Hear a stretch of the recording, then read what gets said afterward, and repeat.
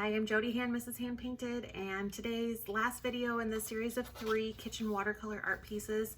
I have the spatula with the floral accents on it, and this is part of a 3-part series I did that I revisited some old watercolor art that I had done when I first started my channel. And this one is showcasing a spatula with some floral accents, and there's 2 others in this series. There is a whisk and a rolling pin that you can try out, so make sure you check out those other videos and make sure you subscribe to my channel so you don't miss out on any upcoming tutorials. Alright, this is the final of my 3-part series here. I'm doing all these little kitchen watercolor arts. I've sketched out a spatula.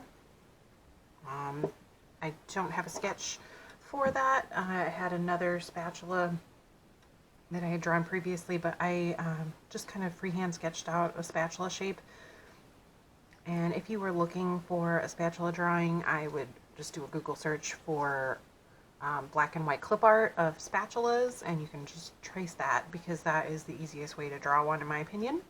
I have done my brush lettering on here. It says don't flip out, and I'm going to be adding my flowers to this in the same color palette that I've been using, my Quinacridone coral, my Phthalo turquoise, and my Hansa yellow light that I've mixed a tiny bit of the coral into.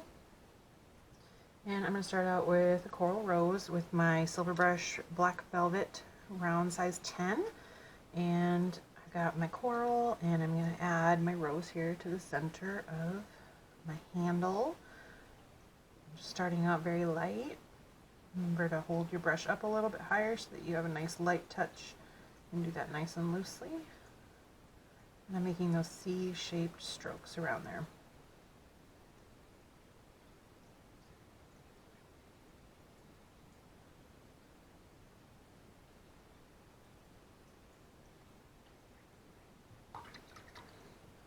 Alright, I'm going to switch over to the round 6 in my black velvet and do some yellow.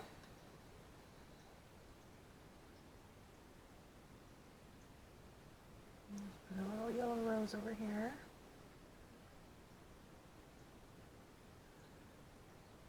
And I just noticed I have my pencil line just a little too dark there. I have to go back in there and fix that.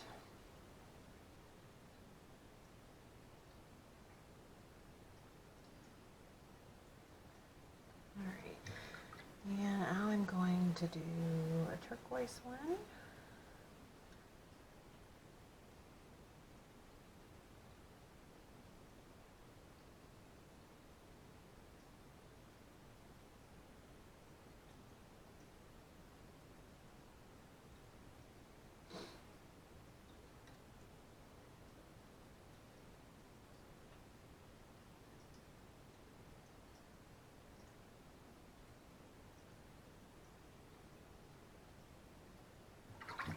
Alright, you can see here I had a little bit of bleeding.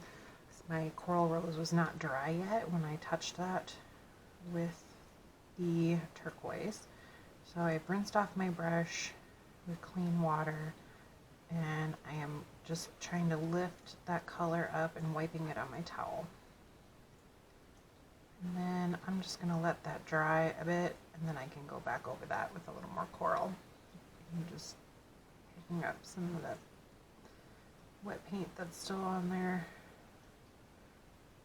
Oh, there we go. Alright, I am going to switch over to my Velvetouch 4 to do my leaves, and I've been mixing together the turquoise with a little bit of yellow mixture that I had to make my green.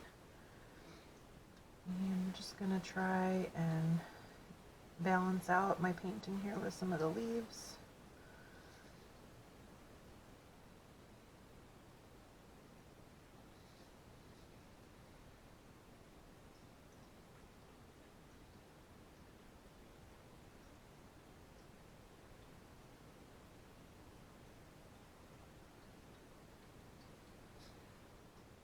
I think I'll do maybe a little leaf sprig coming down this way.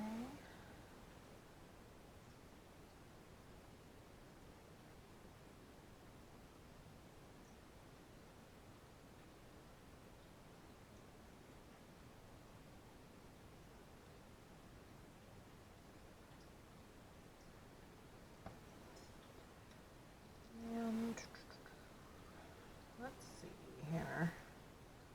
I'm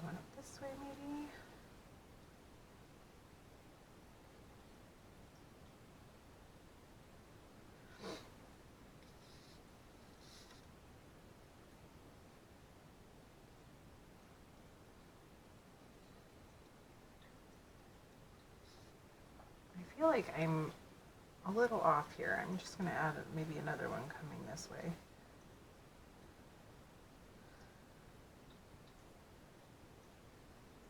I think it's actually, this is what's causing that. Look.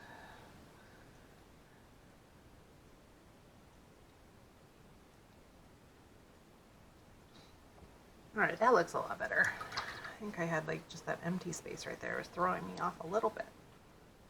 Alright, while my flower's drying, I'm going to go ahead and do my lettering. I'm going to go back to my turquoise and my round size 1 and my Velvetouch brushes. And I'm just getting a little more of the paint because I don't want that to be too diluted. I want it to be a nice strong turquoise color.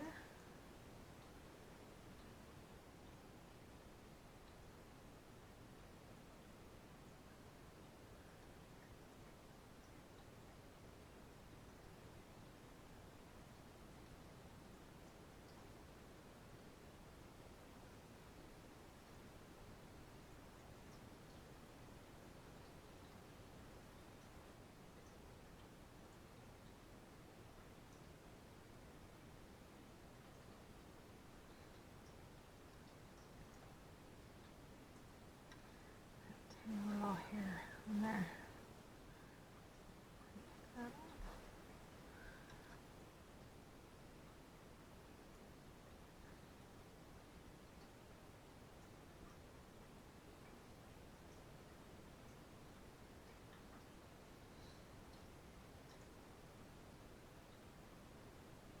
And if you do notice, I just keep going back into my palette because round ones just do not hold a ton of water. So I don't want to have uneven letters or have my brush get too dry and then I'm all streaky. So I just keep dipping back into my paint here. And I'm not going back into water because if I add more water, it's just going to dilute it. So that's why you want to mix up enough on your palette that you'll use at the dilution that you want.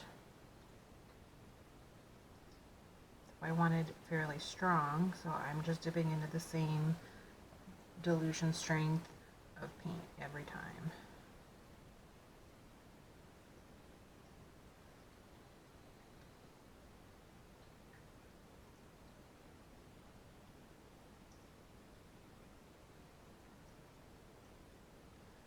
I got a couple little spots here. I just got a little heavy on it. Just gonna move that paint around so that I don't end up with any little dark spots. And I'll just add it back into some of the other areas where maybe your brush was starting to run out of paint.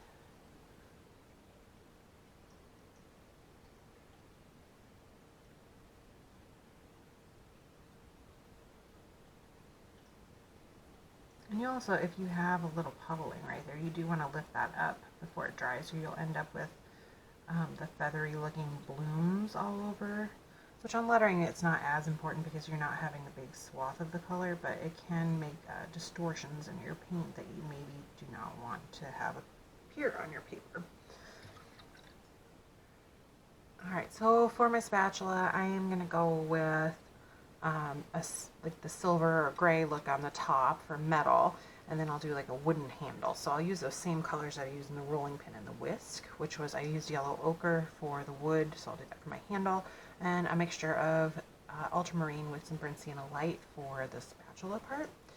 Because it is so light, I'm actually just going to take my kneaded eraser here and I'm going to lift up some of my pencil because I'm realizing how dark I drew that. So I kept going over it so many times to fix unevenness, and I didn't do that before I did the flower. So now I'm stuck with a little pencil underneath my yellow flower, unfortunately.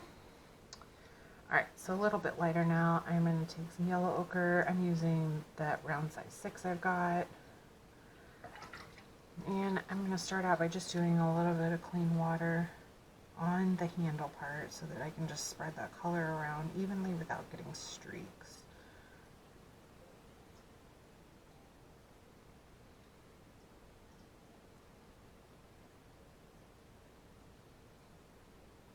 Big drop of water on my brush there.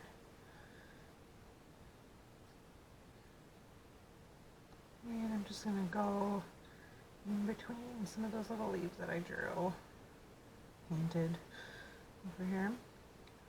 Just move those out of the way and go around all of that.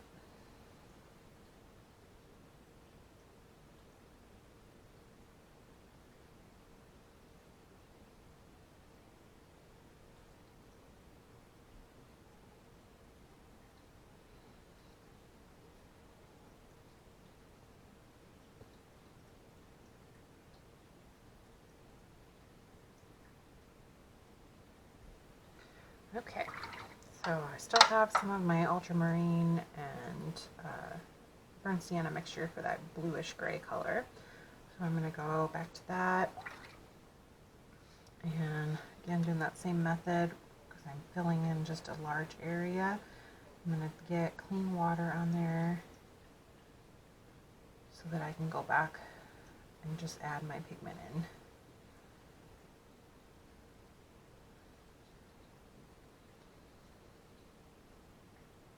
And try not to get too much water. You don't want like a bunch of puddled areas because then when you put your paint in there, it's just going to go everywhere and you're going to end up with blooms and just distortions in your paint. So just try to do an even wash of water across that area.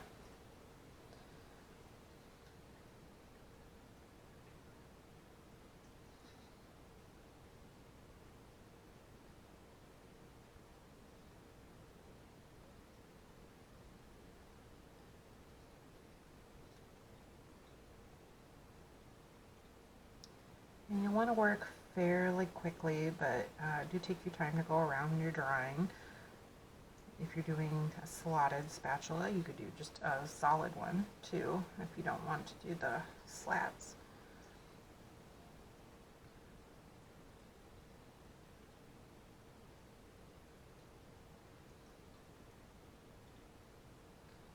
Just want to make sure that you're working quickly enough that your clean water wash doesn't dry completely before you get your color in there. Otherwise you will end up with the streaks here. It's drying on me already in between there, so trying to go as quickly as I can. And you can always just add a little bit more water to your brush to try to blend that out if you end up with any dry areas.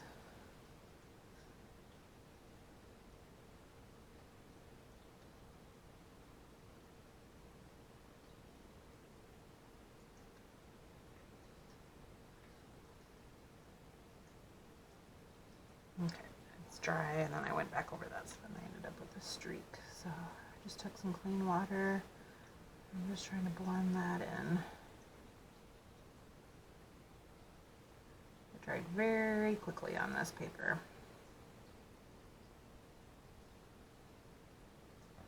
All right, it's not as nice up here as I would like it to be. I'm gonna have to blend that all out.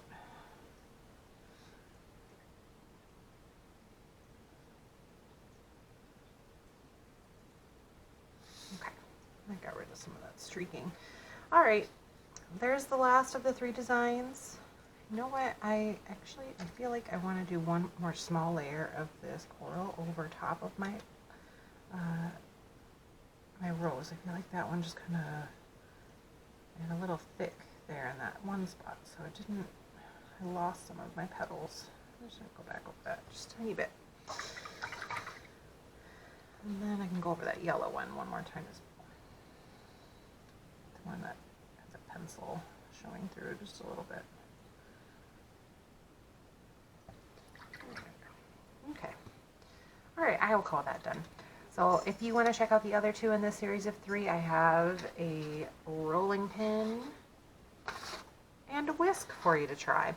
You can try out all 3 of these and maybe frame them up together in a little triptych on your kitchen wall or your dining room.